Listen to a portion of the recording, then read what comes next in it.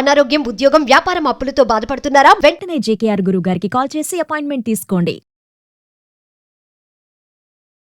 Hello నమస్తే, welcome to Suman TV. ప్రస్తుతం మనతో పాటు మోటివేషనల్ స్పీకర్ రామ్ మెట్టు గారు ఉన్నారు. వీరితో ఈరోజు కొన్ని విషయాల గురించి మనం డిస్కస్ చేద్దాం. హలో అండి రామ్ గారు, నమస్తే. నమస్తే అండి.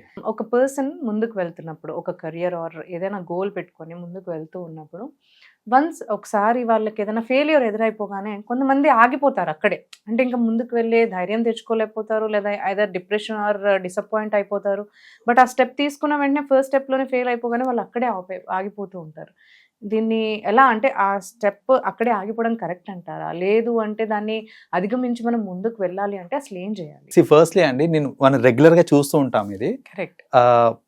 మోస్ట్ పీపుల్ ఏంటంటే ఒకసారి ఫెయిల్యూర్ రాగానే అదేదో నామోషి, అంటే ఫెయిల్ అవ్వటం పెద్ద తప్పు అండ్ దాన్ని తీసుకోలేరు. జనరల్ గా దాన్ని ఎలా రియాక్ట్ అవ్వాలి, ఎలా దాన్ని తీసుకోవాలనేది చాలా మందికి తెలీదు. తెలియకపోవడానికి అవగానే కొంతమంది మెయిన్ గా అనుకునేది ఏంటంటే, అయ్యో ఇది నేను చేయలేనేమో, నా వల్ల కాదేమో, నేను రాంగ్ స్టెప్ తీసుకున్నానేమో అని ఫస్ట్ ఆలోచన వస్తుంది.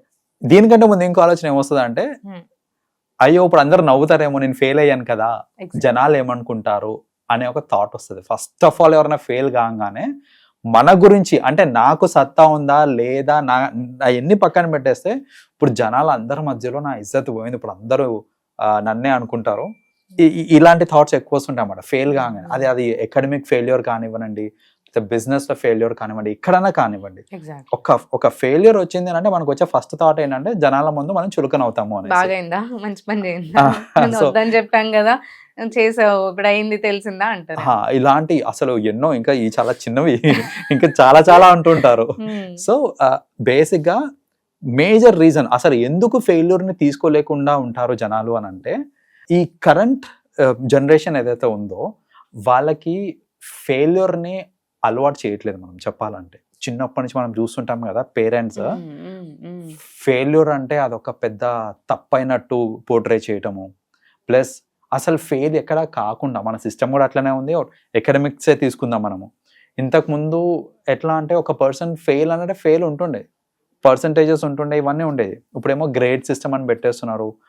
గవర్నమెంటే ఎంతో కొంత మార్కులు వేసేసి అట్లీస్ట్ జస్ట్ పాస్ అయినా చేసేయండి కానీ ఫెయిల్ చేయకండి. సో ఇలాంటివన్నీ చేయటం వల్ల ఏంటంటే చిన్నప్పటి నుంచి ఇక్కడ సక్సెస్ ఏంటిది, నీకు మంచి మార్కులు వచ్చినాయి, నువ్వు పాస్ అయ్యావంటే సక్సెస్ కింద తీసుకుంటారు అంతే. చిన్నప్పటి నుంచి పాస్ అయ్యి ఇంటర్మీడియట్ దాకా బాగానే ఉంటుంది. సడన్ గా బీటెక్ లేకపోతే డిగ్రీకి వచ్చేసరికి సప్లిమెంటరీలు ఒక్కొక్కరికి 10, 15, 20 బ్యాక్లాగ్లు. సో అసలు ఫస్ట్ ఆఫ్ ఆల్ ఒక బ్యాక్లాగ్ పడగానే దాన్ని వాళ్ళు తీసుకోలేరు. It's a failure, right? అది తీసుకోలేరు. ఎందుకు తీసుకోలేరు అంటే అలవాటు లేదు, రైట్? సో ఆ అలవాటు లేకపోవడం వల్ల, అంటే అసలు ఫెయిల్యూర్ అనేది అలవాటు లేకపోవడం వల్ల ప్రాబ్లం ఏమవుతుందంటే, ఒక స్టేజ్కి వచ్చిన తర్వాత కొందరు ఏంటంటే బీటెక్ కూడా అలా అంటే బాగా చదివి అన్ని పాస్ అయిపోయి ఆఫ్టర్ దాట్ ఎంప్లాయ్మెంట్కి, జాబ్ ఆపర్చునిటీస్కి వీళ్ళు వెళ్ళినప్పుడు, రైట్? సో ఏదన్నా కంపెనీ రిజెక్ట్ చేసింది అనుకోండి, ఆ రిజెక్షన్ వాళ్ళు తీసుకోలేరు, రైట్? ఆర్ ఎక్కడన్నా సరే వాళ్ళకి ఏదైనా లైఫ్లో ఫెయిల్యూర్ వచ్చింది అని అంటే దే కాంట్ హ్యాండిల్ దాట్. ఎందుకనంటే వాళ్ళ దృష్టిలో ఇంకా అక్కడికి అయిపోయింది. అంటే it's a first time experience firstly, right?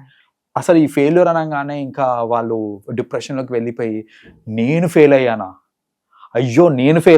అని లైఫ్లో అలా అనుకోని, రైట్? సో ఈ ఇంత ఎక్స్ప్రెషన్ ఎందుకు వస్తుంది, అయ్యానో ఎందుకు ఫెయిల్ అయినా, బికాస్ ఫస్ట్ టైం ఫెయిల్యూర్ కాబట్టి.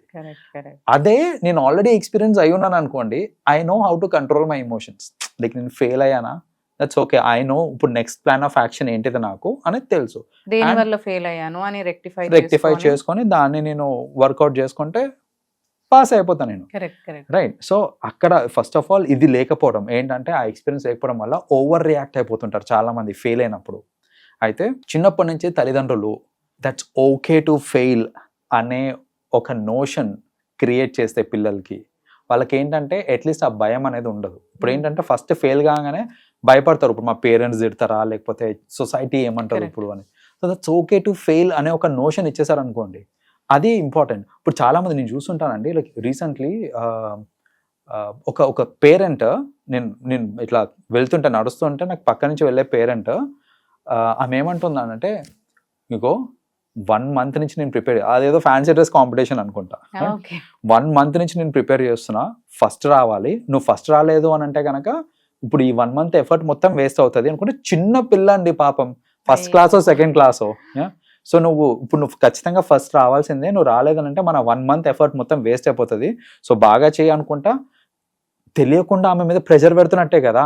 అట్లా కాకుండా అమ్మా గివ్ యువర్ బెస్ట్ షాట్, నువ్వు మంచిగా ప్రిపేర్ అయ్యావు, give your best shot, forget about this thing, result గురించి మర్చిపో, నువ్వు ట్రై డూయింగ్ యువర్ బెస్ట్ అని చెప్పి వదిలేసాయండి అక్కడ. మీ బెస్ట్ ఇవ్వు, ఎంత మంచి ప్రిపేర్ చేశాను కదా అంటే సరిపోతుంది.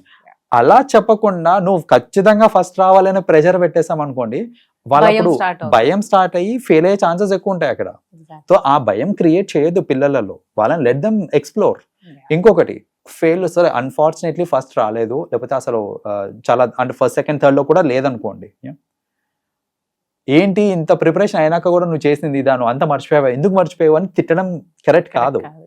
Appreciate, I appreciate your efforts, బాగా ఎఫర్ట్ చేసావు, ఇట్స్ ఓకే, వాళ్ళు నీకంటే బాగా చేసింటారు, సమ్ లేకపోతే ఏదో అని వదిలేస్తే బాగుంటుంది. సో అలా అప్రిషియేట్ చేయడం చిన్న పిల్లలకి నేర్పిస్తే వాళ్ళకి ఏంటంటే వాళ్ళకు కూడా అదే థాట్ వెళ్తుంది, ఏంటి ఫెయిల్యూర్ అనేది it is okay, it is okay to fail.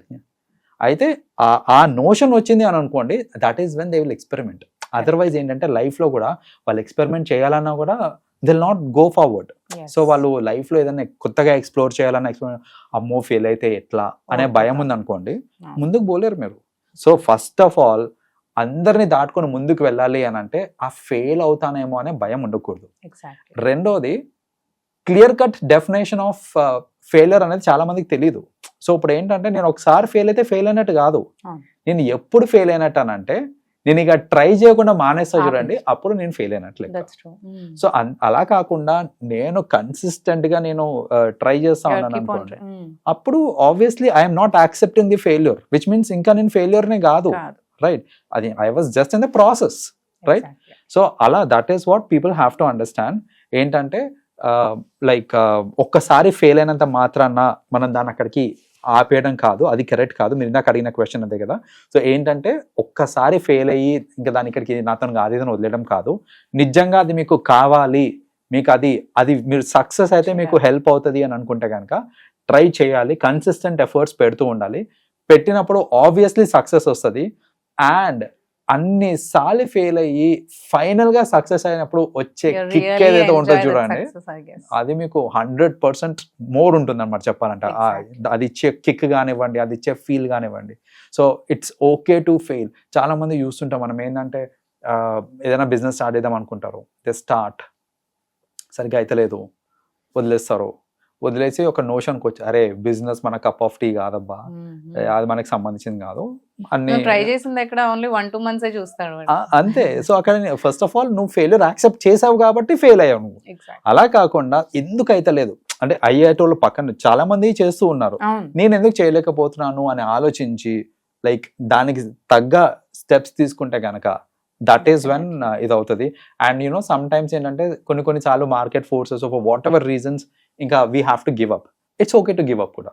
కొందరు ఏంటంటే గివ్ అప్ చేసిన తర్వాత అంటే ఇప్పుడు ఇది ఫెయిల్యూర్ కదా అని అనుకుంటారు, but as I already said it's okay to fail. అందులో ఆగిపోయినా ఇంకేదన్నా లైఫ్ లో ఆగకుండా ముందుకు వెళ్ళాలి. That is important. మీరు లైఫ్ లో ఆగిపోతే ప్రాబ్లం, ఆ పర్టికులర్ ఆస్పెక్ట్, ఆ particular field, that's absolutely fine. Moving on and experimenting with new things అనేది చాలా important. And that is when ఎక్కడో చోట మనకి ఖచ్చితంగా సక్సెస్ అనేది వస్తుంది.